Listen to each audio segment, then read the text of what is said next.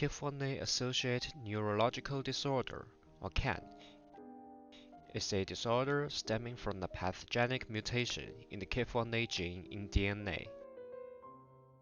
This harmful mutation comes in many different types, known as variants, which can result in an improperly functioning KIF1A protein. In humans, KIF1A proteins are responsible for the transport of substances in neurons. Because these proteins are critical tools for cells, having a protein that does not work as intended can lead to disease. The specifics of why mutated KIF1A proteins do not function properly is still under investigation. For many diseases, genetic mutations lead to misfolded proteins, where the protein is the wrong shape. Just like trying to use a hammer to saw wood, a protein that is the wrong shape will not perform its function properly. Another way genetic mutations can impact protein function is by changing the way they interact with other parts of the cell. The proteins may not accept the same raw material they normally accept, or they may not bind to the same parts of the cell they normally bind to. It's as if the locks on the front door were suddenly changed. Now the key no longer fits or functions properly. Whether a genetic mutation causes a misfolded protein or a change in the active site, for a small molecule drug to treat KAND, it would have to be able to correct the underlying protein dysfunction. Currently, there are no small molecule drugs that treat the underlying cause of KAND. Some small molecule drugs have shown efficacy or effectiveness at treating symptoms. For example, Baclofen has been prescribed to treat spasticity, a condition where muscles stiffen or tighten, becoming rigid. The mechanism of action for Baclofen is thought to lie in its ability to slow the nervous system by interacting with a protein called GABA receptor. This in turn causes the muscles to relax, thereby alleviating spasticity. Another drug is Keppra, which is sometimes prescribed to treat seizures. Also called levetiracetam, its mechanism of action is to attach to a protein called SV2A.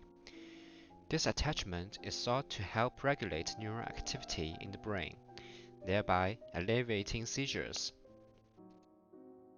As mentioned, in order to treat the underlying cause of KAND, a small molecule drug would need to repair whatever it is that disrupted normal KIF1A protein function. This may not be the same for every KIF1A variant. The problem could be misfolding, changes in active site, or some other mechanisms. Though no small molecule drugs treatment currently repairs the KIF1A protein, there are clinically available small molecule drugs for other disorders that do try to correct proteins. Understanding how these small molecule correctors work may provide some insight into the type of strategies that can be adapted and repurposed into KAND therapies. If the disrupted protein function is caused by mutations in the gene, one approach is to potentially bypass the harmful mutation. This is the mechanism of action of a novel drug called Evrysdi, which was approved in August of 2020 to treat spinal muscular atrophy, or SMA.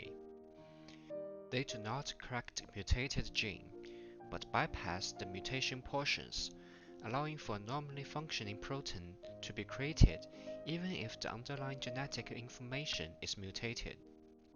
If the abnormal protein function is caused by misfolding, an approach could be to use small molecules to help the protein fold correctly.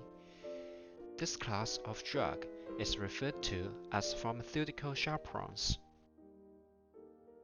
One example is Kuvan, which was approved in 2007 as a treatment for phenylketonuria, or PKU, a disease characterized by misfolding of a protein called phenylalanine hydroxylase.